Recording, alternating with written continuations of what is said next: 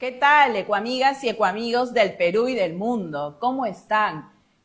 Soy Lisette Herrera y les doy la bienvenida a Fauna Verde. ¿Qué tal? ¿Qué dice el frío de Lima húmeda? Pues bien, hay que activarnos con un buen café o con un matecito. Y justamente este programa, Fauna Verde, siempre por Oxy TV y Oriental TV, también busca activarnos en nuestros conocimientos. Porque nosotros lo que traemos aquí es información verificada, información de primer nivel y justamente contada por los científicos y expertos. Así que estamos hoy muy activados. Bien, hoy vamos a hablar de los arquitectos del bosque. ¿Ustedes han escuchado quiénes son o pueden pensar o imaginar qué son, a quiénes les decimos, a qué especies de animales silvestres les decimos los arquitectos del bosque y por qué? Pues hoy vamos a verlo. Y para ello contamos con la experta bióloga Jessica Amanso, que ya está con nosotros. Bienvenida, Jessica. Muchas gracias, Lisette. Muchas gracias. Bienvenidos a todos al programa. Excelente. Bien, Jessica Amanso Alcántara es bióloga con más de 25 años de experiencia en investigación y gestión de biodiversidad, en fauna silvestre, especies amenazadas, servicios ecosistémicos, entre otros aspectos ecológicos y ambientales. También ha ejercido la docencia. Además, tiene experiencia en gestión pública, acuerdos internacionales vinculados a la biodiversidad, accesos a recursos genéticos, así como a procesos de desarrollo e implementación de instrumentos de gestión, entre otros. Pues es una experta que nos acompaña hoy día. Jessica, hablemos del tema que nos convoca. ¿A quiénes le decimos los arquitectos del bosque y por qué? Cuéntanos, por favor. Gracias, Lisette. Gracias por el espacio para poder hablar un poco de estas especies que son tan importantes para nuestros ecosistemas. Exacto. Que son el oso andino y el tapir andino, ¿no? Al oso andino también le dicen uncucu, le dicen oso de anteojos, ¿no? Es muy conocido. Exacto. Y al tapir andino también le llaman ante, ¿no? Tapir de montaña, pinchaque. Exacto. Sí. Hablemos del primer arquitecto, entonces, del tapir andino o pinchaque. Cuéntanos un poco, o sea, ¿por qué le decimos al tapir andino el arquitecto de los bosques? Sí, el tapir es un animal herbívoro, es pariente más cercano de los caballos o de los rinocerontes, ¿no? Entonces, como ellos, también es un herbívoro estricto. Y dentro de los herbívoros hay algunos que comen mucho el pasto, por ejemplo, ¿no? Hay otros que, como el tapir, son ramoneadores. ¿Qué quiere decir esto? Que comen los brotes de los árboles o los brotes de los arbustos o también frutas. De esa manera hacen que se controlen las poblaciones de algunas plantas. Y también porque consumen muchos frutos, también comen las semillas. Y estas semillas, mientras ellos se van desplazando, porque son animales grandes, ¿no? No son enormes, ¿no? Como un ¿Cuánto rinoceronte. miden más o menos? Es 1,5 metros más o menos de cabeza a punta, pero varían, ¿no? Varían en su tamaño. Y estos animales se desplazan largas distancias y mientras van digiriendo, van liberando las heces de las plantas que comieron en otro lugar, ¿no? Y de esa manera van dispersando las plantas. Entonces tienen estos dos roles, uno que es estructurar y controlar especies que van comiendo y en otro van dispersando. De esta manera generan una dinámica especial, diferente, que si los sacáramos de ese ambiente, de ese bosque, ese ecosistema no sería de esa manera. Han hecho experimentos cercando espacios para que el tapir no pueda ingresar en los ecosistemas silvestres, ¿no? Y el tapir no ha podido ingresar a comer. Entonces, en esos espacios ha empezado a crecer más la vegetación. ¿Qué pasa? Si sacamos el tapir, los bosques se van a poner más densos, ¿no? Van a crecer más. Cuando está el tapir, tenemos esta dinámica entre bosques y páramos. Sí, justamente también cuéntanos un poco cómo es este ecosistema y dónde habita, ¿no? Porque no habita en todo el país, sino en una zona específica. Cuéntanos de esta zona, dónde habita y cómo es, ¿no? Tú que conoces y has ido también al lugar, ¿no? El tapir andino se distribuye en Sudamérica, solamente en Sudamérica. Dentro de Sudamérica estaba antes desde Venezuela hasta Perú, pero en Venezuela ya se extinguió, no hay tapires. Varias especies se han extinguido en Venezuela, ¿no? El cóndor también. Sí, Sí, ¿no? Entonces las condiciones que el humano genera hacen que vaya desapareciendo y Okay. vaya, son extinciones locales, ¿no? Ajá, Regionales. entonces están Y está en Colombia, está en Ecuador y está solamente en el norte de Perú, asociado a los bosques montanos y a los páramos. Los páramos son ecosistemas muy húmedos. La vegetación no es la misma que cuando nosotros vamos a Cusco, vamos a Puno, a Ayacucho, que son pajonales altoandinos, pero secos. En el caso de los páramos son muy húmedos en general, ¿no? En las zonas altoandinas pueden haber bofedales, que son estos espacios con almohadillados, ¿no? Pero son muy localizados. En cambio, en el páramo, inclusive uno no se puede sentar así nomás en cualquier lugar porque siempre te vas a mojar, porque la humedad es enorme.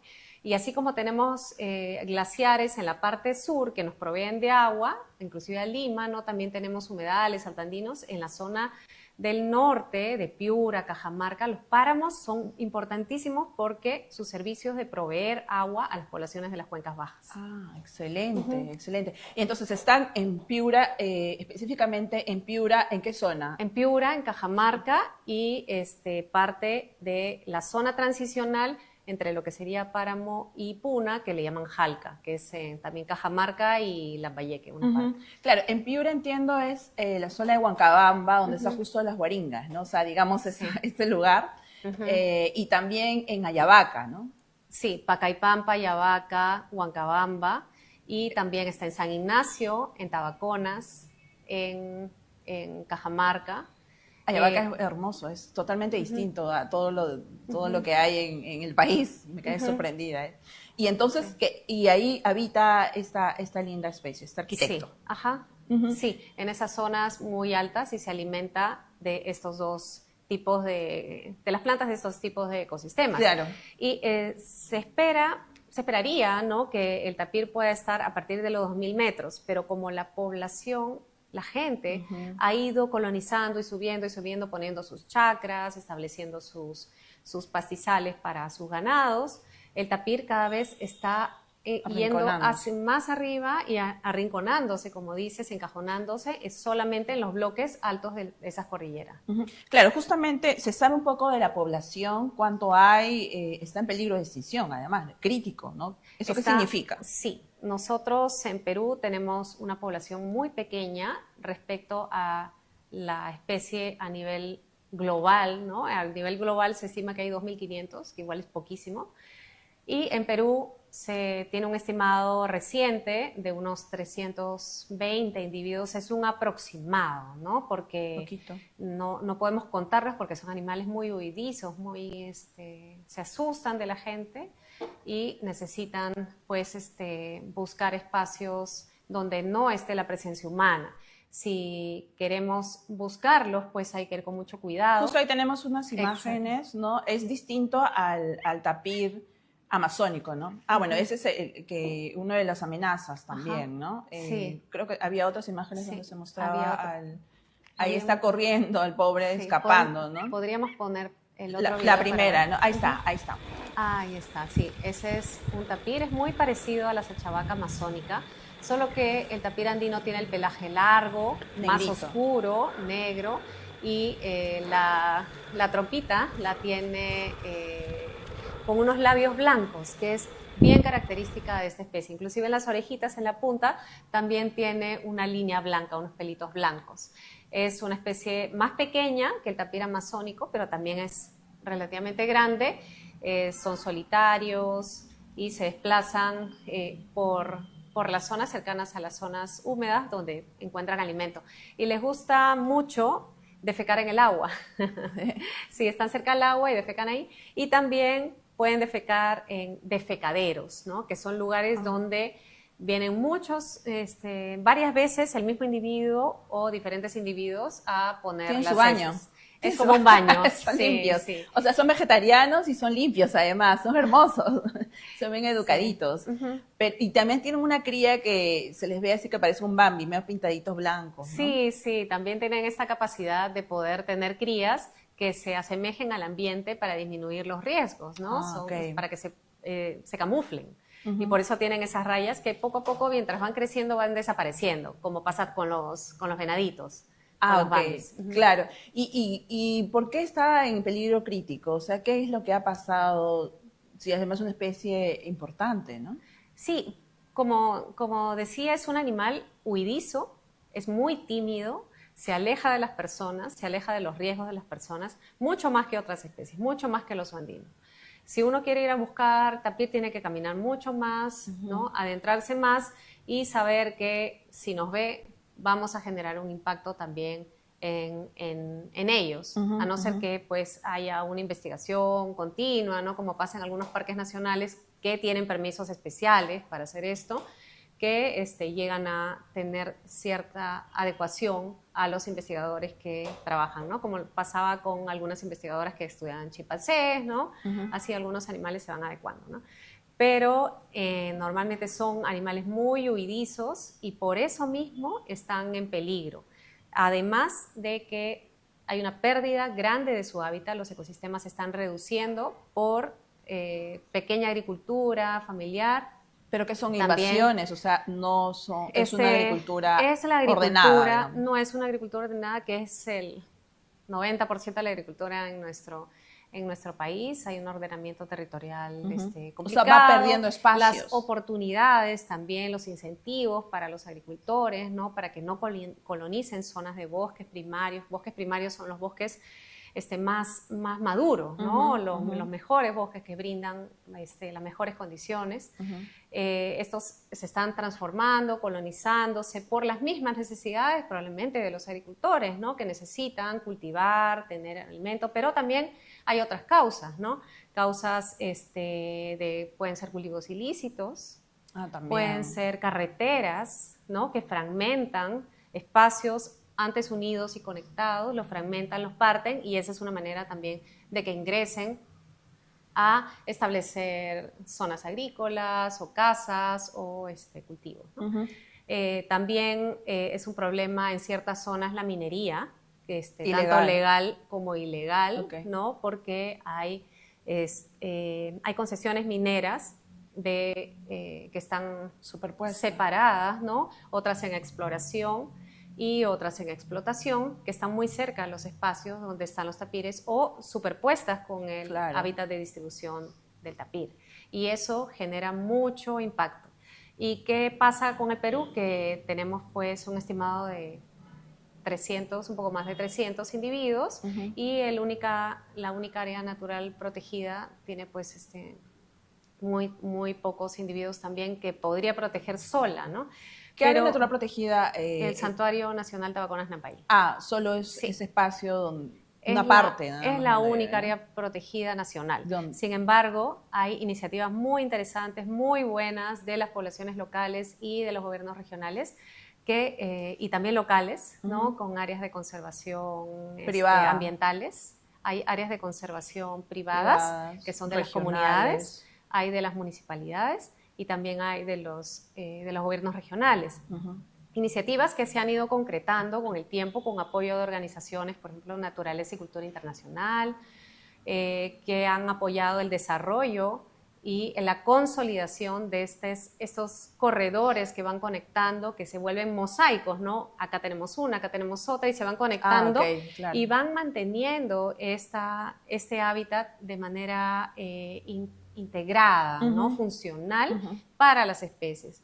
Porque si tenemos una especie que tiene un hábitat partido, donde hay una intervención, el animal no va a cruzar, no va a pasar.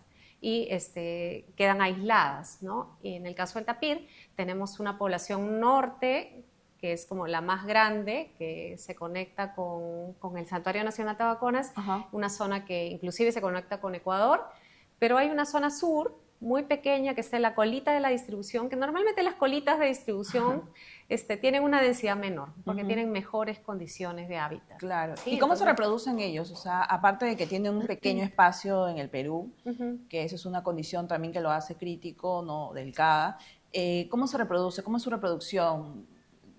¿Tienen 2 crías, una, cada cuánto tiempo? Tienen una cría, ¿no? Tienen gestaciones bastante largas, ¿no? De meses, y esto demanda pues hace que su tasa reproductiva sea bastante baja y requiere un cuidado también de la cría prolongado, ¿no? También de meses. Claro. Y eso más de un año, ¿no? Entonces eso hace que los haga más vulnerables a poder recuperarse ante cualquier impacto. La cacería también es un problema para los tapires. Sí. Los han cazado, pero si son tan Sí, los cazan, bonitos. en la Sachabaca, en la selva baja, la cazan normalmente por alimento, ¿sí? Las poblaciones locales, las poblaciones indígenas, es parte la de la de selva, sus dice. tradiciones. La especie que es Sí, amazónica. la amazónica. Ajá. Y en el caso de la andina, normalmente, de todo lo que es indagado con las poblaciones locales, no he encontrado que los cacen para carne, pero sí más para medicina tradicional, porque hay una creencia de que las patas sirven para poder curar ciertas enfermedades. Esa es una creencia, ¿no? Y sin embargo, cuando uno ve cómo es el preparado para curar esta enfermedad y tiene muchísimas plantas y partes de la pezuña rayadas dentro de eso. Entonces, ¿cómo saber qué es lo que realmente está curando, afectando y quizás mejorando? Lo digo quizás porque no hay nada probado. No, claro. Y por qué matar a un animal. Exacto. O sea, ¿no? que y además usar las patas y el resto, o sea, no. Claro, sí. Probablemente la consuman, ¿no? Pero estamos hablando de una especie en peligro crítico. Exacto. Donde, probablemente o sea, que está al borde de la extinción. Al borde, ¿no? sí. Entonces se esté documentando solamente la desaparición de la especie a nivel del Perú y en el tiempo, si no hacemos algo realmente radical. Exacto, yo quería enfatizar y que refuerces la idea de que el tapir es el arquitecto. ¿Por qué es el arquitecto del bosque? O sea, porque si está comiendo las frutas, defeca, digamos, las semillitas enteras y eso hace que crezca. Cuéntanos, o sea, enfatiza un poco más en eso sobre el arquitecto que es el tapir, ¿no?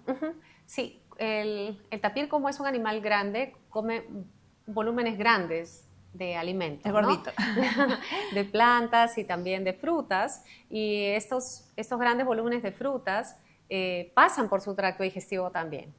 Y al pasar por el tracto digestivo tienen contacto con todos nuestros ácidos, sus ácidos de los diferentes espacios que tienen como rumiantes, y luego los defecan. Entonces la condición de la semilla al salir también es muchas veces en mejores condiciones de la que ingresó, porque pueden quitarle ciertas cascaritas, ciertas durezas, ¿no? de la semilla, y hace que las semillas tengan una mejor capacidad para germinar. ¿Sí? Lo mismo pasa con el oso y no sé si han escuchado del café que se lo comen las civetas, o en el Perú ¿El añuje? El añuje no, el achuni. El achuni, perdón. El achuni, de la cola con rayitas, ¿no? Lo consume y tiene un sabor especial, justamente porque pasa a través del tracto digestivo, ¿no? De la misma manera, las semillitas que salen y son dispersadas a distancias mucho más lejanas de donde fueron colectadas, ¿no? Que fueron consumidas, y esto hace también que pueda tener una dinámica y una estructura especial en el bosque, que pueda regenerar el bosque y pueda intercambiar esta diversidad de especies de un lugar hacia otro. Esta condición la tiene tanto el tapir como el oso andino. Claro, pero también he visto que come como hierbitas, o sea, como que va podando, digamos. Sí, va podando y va también comiendo los brotes, los cogollos de árboles o arbustos, y hace también que se controle el crecimiento de las especies que tengan una estructura mayor, como los árboles, ¿no? del bosque. Y esto permite que los pajonales o que los bosques tengan unos espacios más abiertos, justamente porque se tienen este controlador. Recuerden, si sacamos estos animales que son grandes, que tienen demandas alimenticias grandes, pues también ese impacto va a repercutir en cómo el bosque se va a ir estructurando en el tiempo. O sea, que va armando la casita, el bosque, va creando, por eso es el arquitecto, ¿no? Se va desplazando. Pero si está en peligro crítico y si Dios quiera que no desaparezca o desaparezca, va a haber un desequilibrio en todo, ¿no? Por supuesto, sí. Va a haber un impacto, sobre todo para aquellas especies que tienen semillas más grandes, que pueden ser consumidas y dispersadas por un animal grande, en este caso el tapir. Lo mismo pasa con elefantes o con jirafas, ¿no? Que ellos también tienen unas dietas que incluyen frutos con semillas grandes que las pueden dispersar. Si sacamos esos animales, el impacto en la diversidad de especies que tengan estos ecosistemas, estos bosques o páramos, va a ser diferente si sacamos al tapir, que puede dispersar semillas grandes. ¿Alguna experiencia que hayas tenido en tu trabajo con el tapir? ¿Lo has visto o qué es lo que has visto de esta especie tan hermosa? Sí, en el caso del tapir, sí, he visto muchísimas, sus rastros, sus evidencias, con mucho expectativa siempre de poder encontrarlo al tapir. No he podido encontrarlo directamente, lo he visto en el zoológico de San Diego, que es el que tiene tapires andinos, pero no en el campo de Perú. Sin embargo, en una de las salidas que tuvimos, nos tuvimos que dividir en dos para poder cubrir un área mayor, y mi compañera, que se fue a una zona, yo fui a la zona más lejana para encontrarlo, ella fue a la zona más cercana y lo pudo ver, ¿no? Y le tomó fotos de lejos, obviamente, ¿no? No es una especie que sea tan fácil de ver, pero mientras más veces puedas ir, más veces lo vas a poder ver. En el caso del oso sí lo he podido ver varias veces. Y le dicen el fósil viviente también, ¿no? Sí, porque son animales que se han diferenciado evolutivamente hace muchos, muchos años, ¿no? No es una especie que haya evolucionado y haya generado características recientes, sino tiene características muy estables desde hace muchísimo tiempo.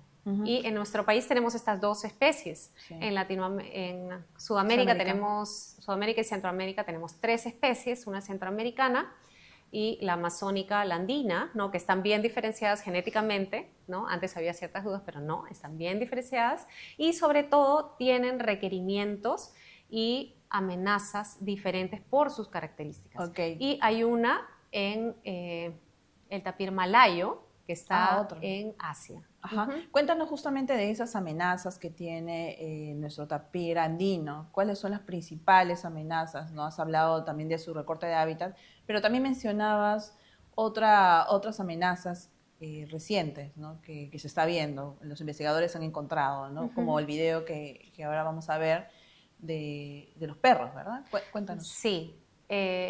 Bueno, así como el oso, el tapir, está corriendo. Están muy impactados por la deforestación, por la pérdida de hábitat y la fragmentación que separa poblaciones.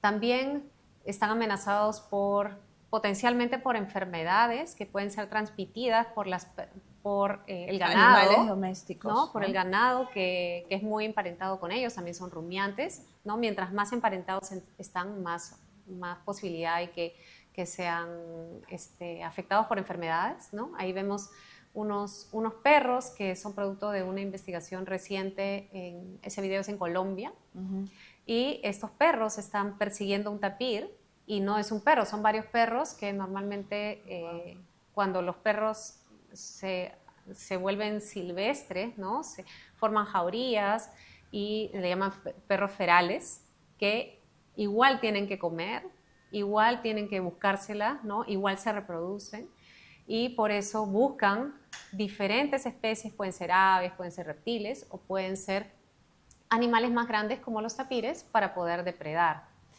Este es un riesgo bastante grande porque los perros pueden transmitir también enfermedades a los tapires y a otras especies como los osos andinos y muchos otros, los zorros, etcétera.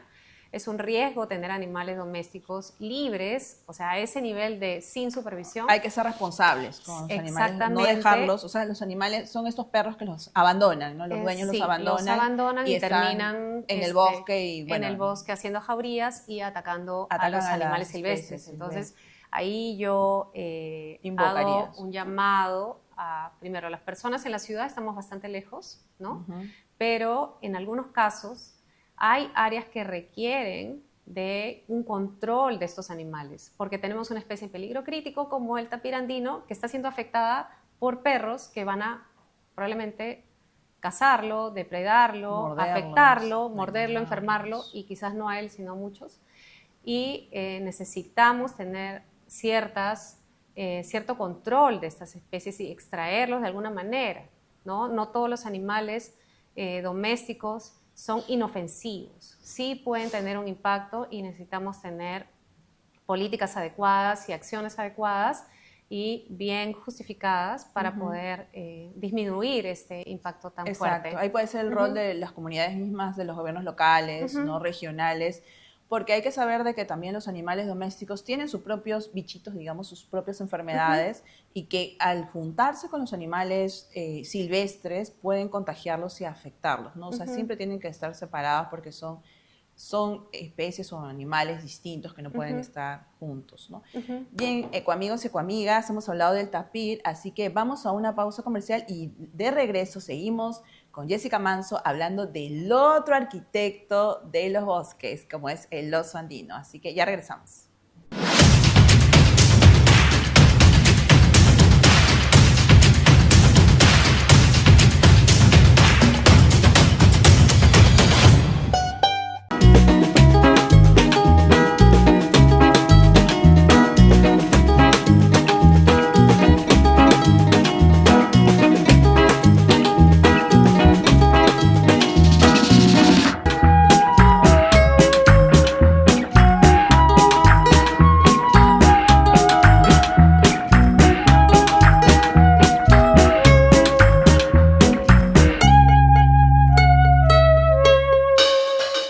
Ecoamigas y ecoamigos, seguimos aquí en Fauna Verde por Oxy TV y Oriental TV.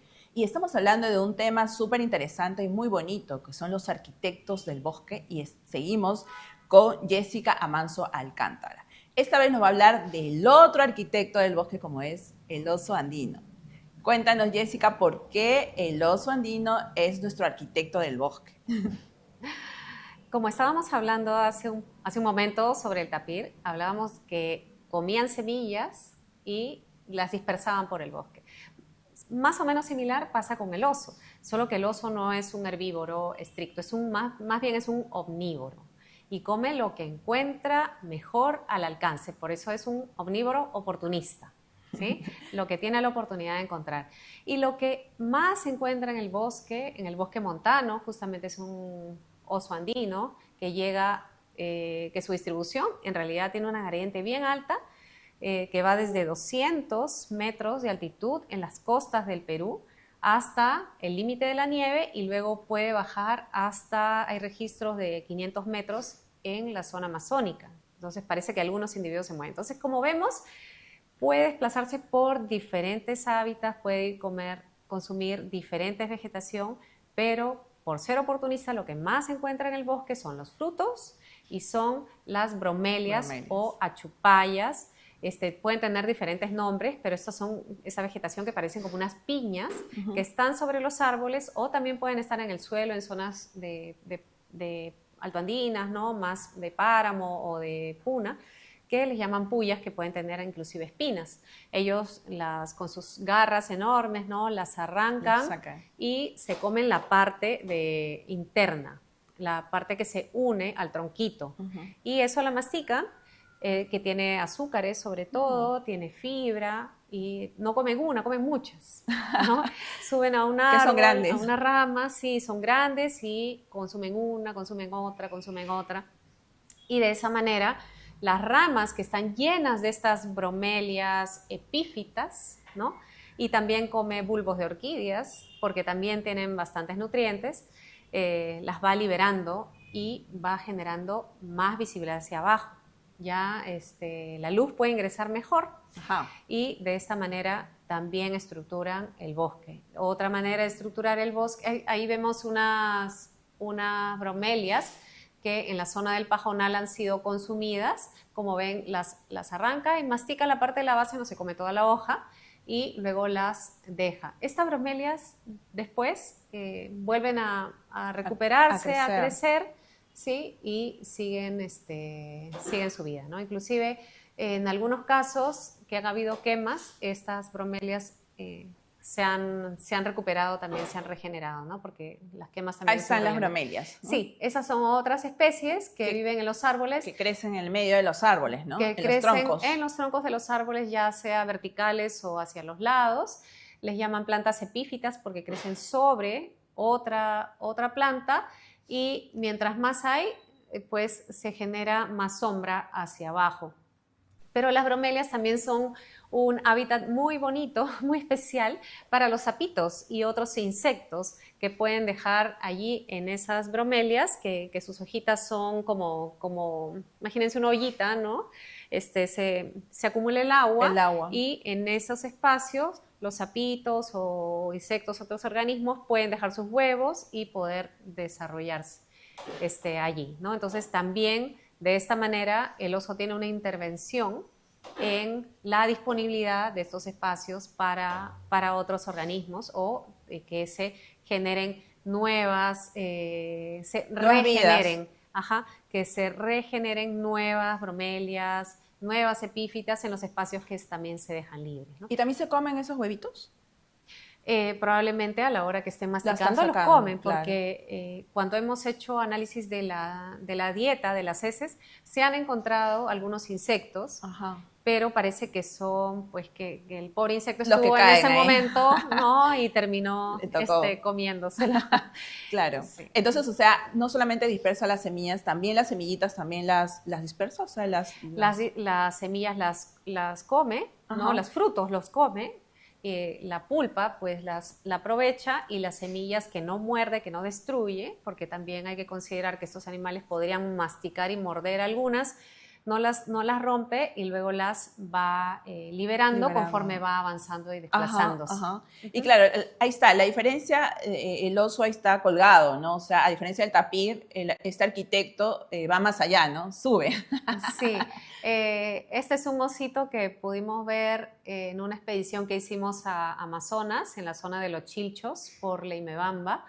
Tuvimos que caminar todo un día entero con apoyo a nuestros guías locales para poder encontrar este hermoso animal. Era un macho, casi de 2 metros, en muy buenas condiciones, muy gordito, y que con mucha facilidad pudo trepar a ese árbol que era, no sé, unos 15 metros de altura, con sus garras, era totalmente vertical, ¿no? Muy rápido, y luego de que estuvimos registrando los datos, contemplándolo, admirados mucho tiempo, se lanzó hacia otro árbol para escapar de nosotros también, porque obviamente nosotros somos como humanos, ¿no? Somos un riesgo y está bien porque en otros casos lo pueden cazar.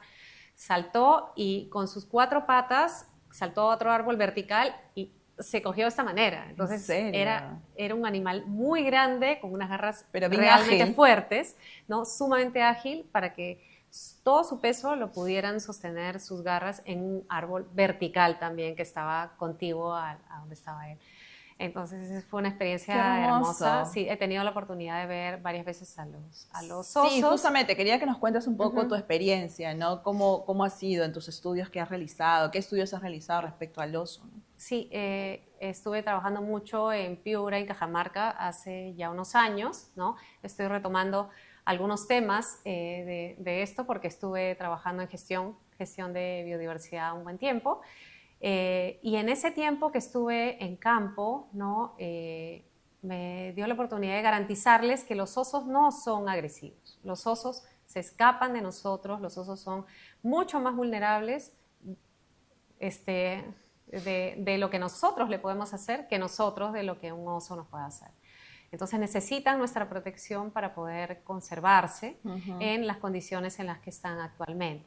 Y estos osos se alimentan de muchos frutos, pueden comer muchas especies, a veces increíbles, ¿no? Como los helechos arbóreos, ¿no? No sé si ustedes conocen los helechos, bueno, los helechos pequeños, pero hay unos helechos que forman troncos, ¿no?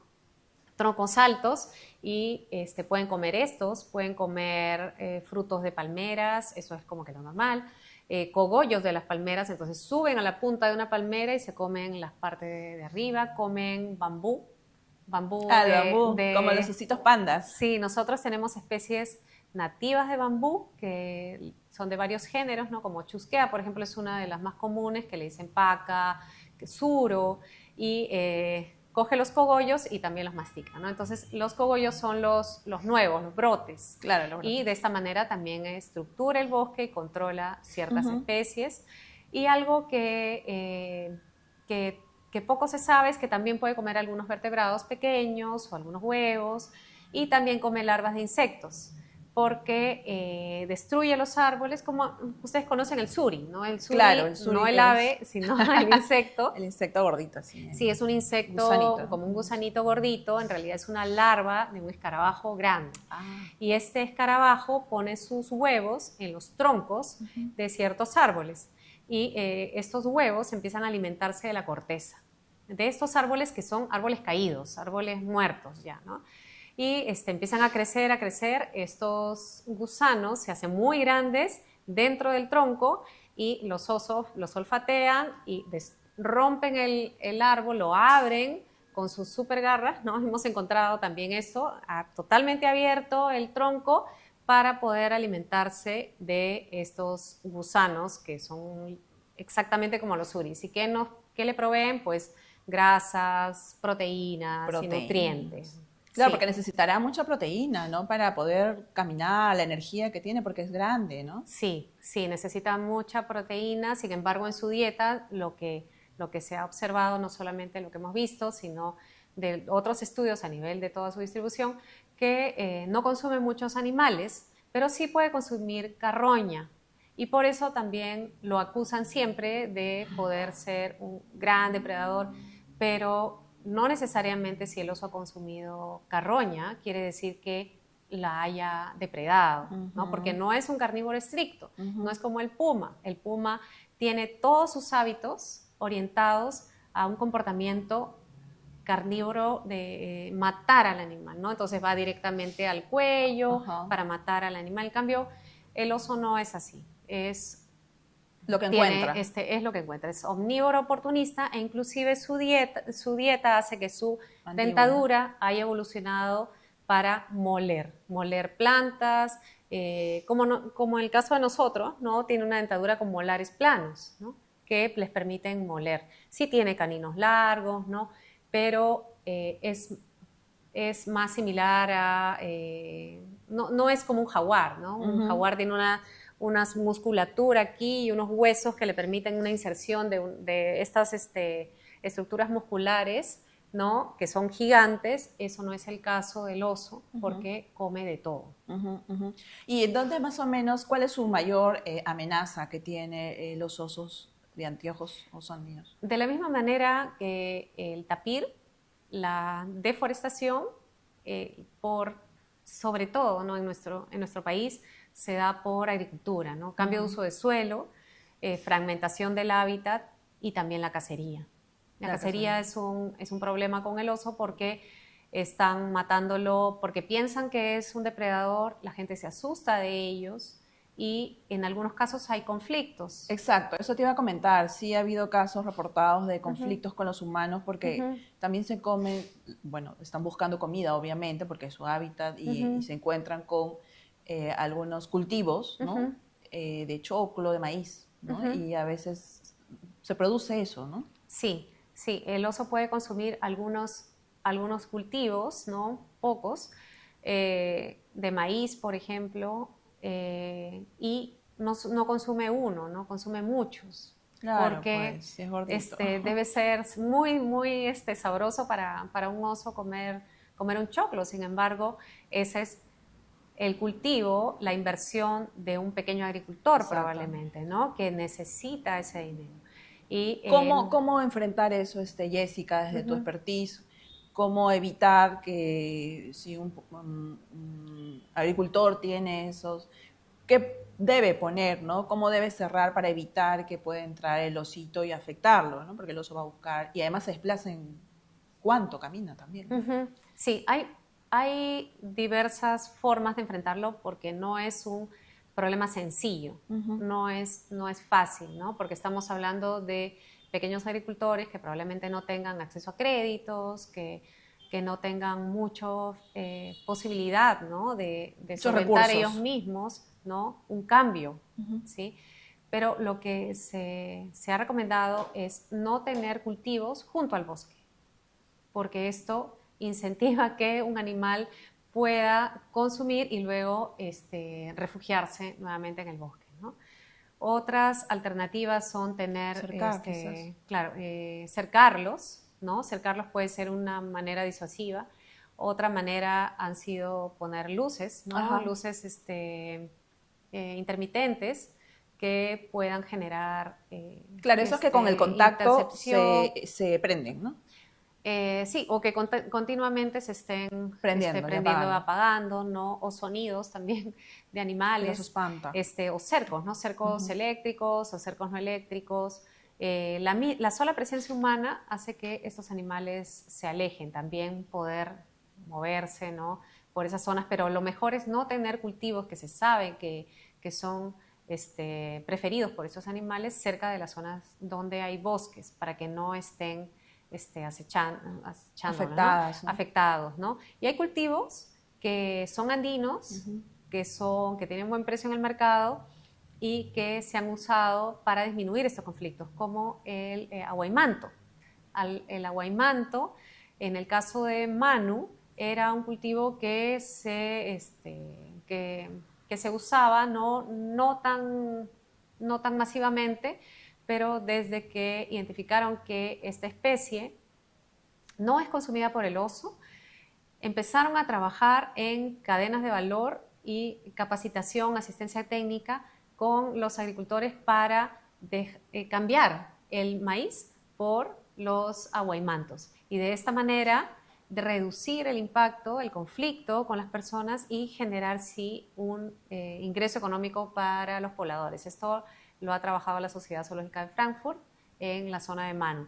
Y han tenido resultados interesantes, inclusive ese aguaymanto se ha promovido y Con un sello del oso. La esta patita del oso. empresa y lo usa AGE, ¿no? AGE lo usa para sus productos de bio. Ah, excelente. Ahí la empresa Sí. privada también Sí, apoyando entonces realmente sí se pueden conservación. buscar alternativas para disminuir esto, ¿no? Y otras alternativas que pueden darse son compensaciones, por ejemplo, ¿no? Ya deja que el oso ingrese, que pueda afectar un poco, pero yo te apoyo de otra manera, ¿no? Ah, ok. Para fortalecer tus capacidades o para fortalecer tu trabajo con, no sé, con café, ¿no?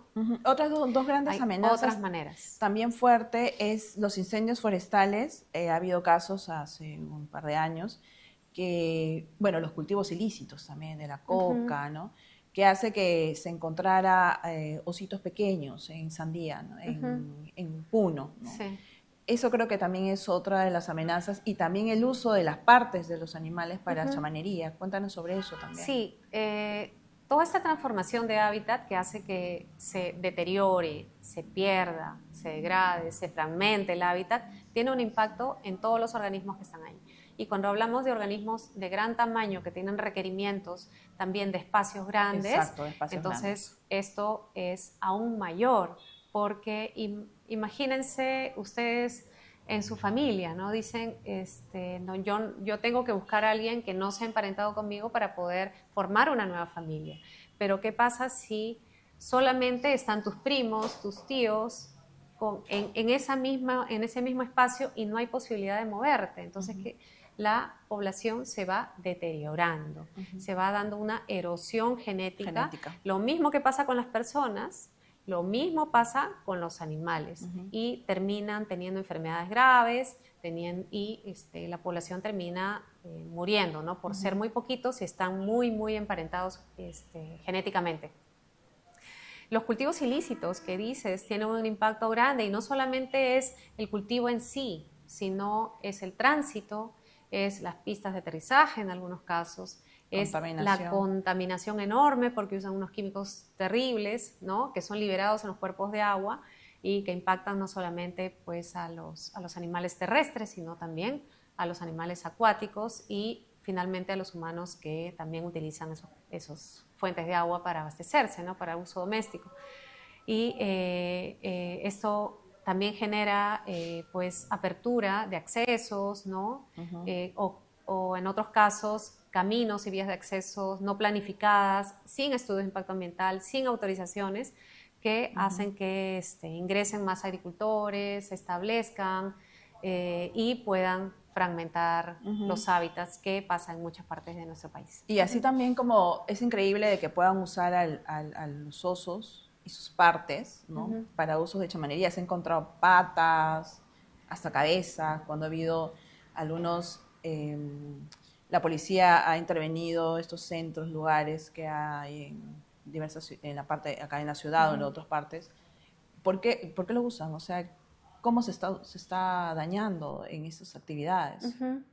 Cuando ahí tenemos una pata de oso de un mercado local de Piura, estas patas las usan con la creencia de que tienen fuerza, poder, ¿no? Que lo usan en las mesadas de las chamanerías, eso es lo que he podido recopilar y no he encontrado una, he encontrado varias, Ah, ¿no? wow, Y en el increíble. caso de los tapires también, ven, ahora es un poco más cuidadoso, ¿no? Porque la gente está un poco más alerta, pero se siguen utilizando, hay una demanda, ¿no? Quizás no es enorme, pero sí esa demanda quiere decir que para tener una pata tienen que matar a un animal, disminuir la población Terrible. de una especie que está amenazada. Y en el caso del oso, como les decía, como hay algunos conflictos, también los matan. Los matan porque les tienen miedo, porque les han malogrado pues, el cultivo o han afectado a algún ganado y luego pueden comercializar la piel, la carne la pueden consumir y las patas también o la grasa también Las la partes, usan ¿no? como medicina tradicional. Terrible. Y todo esto pues conlleva también una demanda, ¿no? También está de quienes lo usan, ¿no? Quienes lo compran y vuelven ese círculo a girar, ¿no? Para que otra vez vayan a cazarlo, ¿no? Exacto. Lo que deberíamos hacer como ciudadanía es alertar, ¿no? Informar y sensibilizar a estas personas para que Evitar ese tipo de no lo vuelvan a prácticas. hacer, ¿no? Entonces nosotros eh, como Sociedad civil. usuarios, como sociedad civil, como consumidores, también tenemos una voz allí cuando se va a estos mercados Claro, tradicionales. evitemos ese salvajismo, realmente es terrible, es un ser salvaje, ¿no? ¿Cómo Porque pueden utilizar? son creencias, ¿no? Y no están comprobadas, no hay estudios científicos al respecto. Podría ser que exista, pero ahora con la tecnología que tenemos se podrían de manera sintética generar algún componente, ¿no? Que reemplace esto, pero no eliminar un animal por tratar de satisfacer Ese tema. alguna necesidad. Además que dejan a las crías, a los osesnos abandonados, porque muchas veces se encuentran a los ositos abandonados porque matan a la madre, ¿no? Y se quedan huérfanos. Sí, eso pasa, en algunos casos, ¿no? Los cazadores matan al adulto, ¿no? Y quedan las crías, pero en algunos casos, como se ha visto en la práctica, ¿no? A veces la madre puede dejar a los osos y va a retornar. Ah, lo deja porque va a buscar alimentos Sí, entonces y ahí los podría encuentra. ser también esa causa, ¿no? Que ha dejado para que ella pueda alimentarse y va a retornar, ¿no? Inclusive en algunos casos ha dejado más de un día ¿no? Ah, a los sí, osos, sí, ok. eso se ha registrado y estos osesnos su mamá va a revisar. Entonces Claro. es más importante tener cuidado de no impactar. Impactar, exacto. Claro, no quiere decir que si están solos es que la madre no está. Ah, No ok. necesariamente. Ok, No necesariamente. ese es un buen dato. Sí. Tenerlo en cuenta. Ahora, los ositos que se encuentran solos y que a veces los traen, ¿no? No pueden sobrevivir solos en la naturaleza. O sea, no, si el humano, no las autoridades lo encuentran, ya no pueden retornar porque la madre les enseña a defenderse, a alimentarse, ¿verdad? O sea, depende ya del humano. O sea, su Sí. vida es ya dependiente del humano, ¿verdad? Sí, un animal que es extraído del estado silvestre ya es afectado de por vida. Los pequeños, sobre todo. Sobre ¿no? todo los crías. pequeños, sí. Sin embargo, hay también otras causas, ¿no? En el caso de los pequeños, porque tienen un acompañamiento parental, o sea, en este caso de la madre, mucho tiempo, que no solamente les transmite pues leche, les dice cómo, qué tienen que comer, sino también hay una comunicación adicional y de aprendizaje constante de cómo sobrevivir en ese ambiente y cómo valerse, ¿no? Si se le extrae, pues no tiene como... Esas habilidades. exactamente las habilidades, ¿no? El conocimiento de qué comer, qué no comer, cómo moverse, no acercarse a las personas sobre todo, ¿sí? Personas malas. Y en el caso cuando lo sacan, a veces lo llevan en unos espacios donde tienen contacto con otros animales o donde esa jaulita también ha estado pues el mono, el perro, ¿no? Y pueden haber enfermedades que se transmitan a esos animales. Ese animal puede verse afectado por esa enfermedad o no verse afectado y sobrevivir, ¿no? Si es afectado muere, pero puede sobrevivir. Y si sobrevive y luego lo liberan, podría potencialmente transmitir esa enfermedad a la población silvestre. O sea, es un riesgo. Y claro, y es un hacer riesgo. que pueda haber una mortalidad de Jessica, una población sensible. ¿Qué mensaje les podrías dar a todos los que nos están escuchando, ecoamigas y ecoamigos, para aportar y ayudar a preservar? Hemos hablado de dos grandes especies tan bonitas que son los arquitectos del bosque, como el tapir andino y el oso andino. ¿Cómo podemos aportar desde la sociedad, nosotros, todos los que nos están viendo y escuchando, cómo podemos aportar en la preservación, en la conservación de estas dos hermosas especies que están siendo amenazadas, además? Estas especies, primero, merecen vivir como cualquier otra especie. Nosotros también los humanos tenemos como una capacidad, un derecho innato de vivir, ¿no? Como todas las especies deben de tener. Exacto. Pero también la biodiversidad, los ecosistemas, las especies nos brindan muchos servicios ecosistémicos. En este caso estamos hablando de especies que tienen un impacto importante, un impacto grande por su tamaño, por su dispersión, por sus requerimientos, un impacto grande en la estructura, en la dinámica de los bosques, en el mantenimiento de su diversidad, que lo hacen de manera natural. No hay que invertir nada, hay que dejarlos que estén allí, que vivan tranquilos en su medio, ¿no? Para que nos puedan proveer de este servicio de biodiversidad. Pero esa biodiversidad donde viven estas especies capta mucha agua en esos bosques montanos que tienen colchones debajo, y esa agua es la que abastece a las cuencas, a la agricultura, a nosotros, a las poblaciones, ¿no? Y por eso también es importante tenerlos, no tener las plantaciones, por ejemplo, de una sola especie, que monotípicas se le llama, ¿no? No tienen las mismas funciones, los mismos servicios ecosistémicos que un bosque primario natural que tiene interacciones con todos los grupos de especies animales. Y estas especies bandera son especies arquitectas, son jardineras y clave, y sombrilla también, porque protegiéndolas a ellas podemos proteger un sinnúmero de muchas otras especies que son más pequeñas, que son menos visibles, que son menos atractivas, o como los sapitos que vieron el otro día, que son muy difíciles de ver, pero conservar a estas especies nos permite conservar a muchas otras. Y sobre todo en el caso del tapir, en realidad necesitamos darle una atención muy especial para que no seamos testigos de la extinción, sino que hagamos algo al respecto para conservar y apoyar a aquellas poblaciones, a aquellas comunidades, a aquellos gobiernos que están conservando los hábitats para mantener esa conectividad de las especies. Así es, Jessica. Así que ayudemos, amigos, ecoamigas y ecoamigos, ayudemos pues a que estos arquitectos sigan con nosotros, ¿no? Sigan trabajando en su labor, así como nosotros trabajamos en nuestra labor también.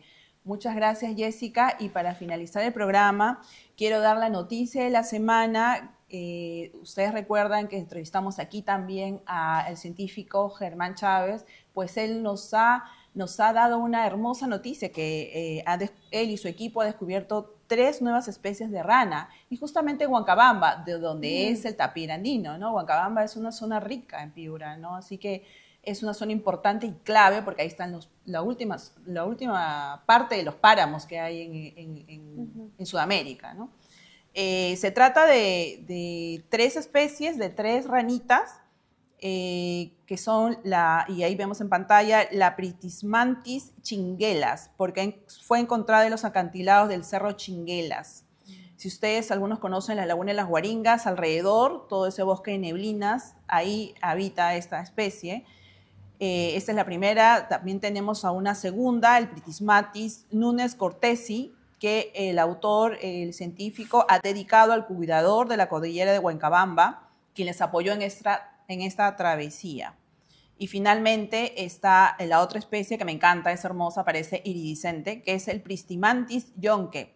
Es el habitante de las bromelias y en este grupo su forma es bromelicola, es decir, tiene esas patas así todo hermosas y es medio aplanada porque vive en lo que tú comentabas, dentro de las bromelias, o sea, es hermosa. Este estudio ha incluido la evidencia morfológica, acústica y genética. Sin duda, este equipo y así como tú son dignos representantes de la patria. Justo estamos en el mes de la patria y de verdad que felicitamos esta labor tanto de Germán como tuya y con tantos expertos y científicos que venimos entrevistando y que hay en el país, ¿no? Así que, amigos, ecoamigas, llegamos al final. Muchísimas gracias. Gracias por sintonizarnos a través de Oxy TV y Oriental TV, siempre en Fauna Verde. Nos vemos. Gracias. Buen fin de semana.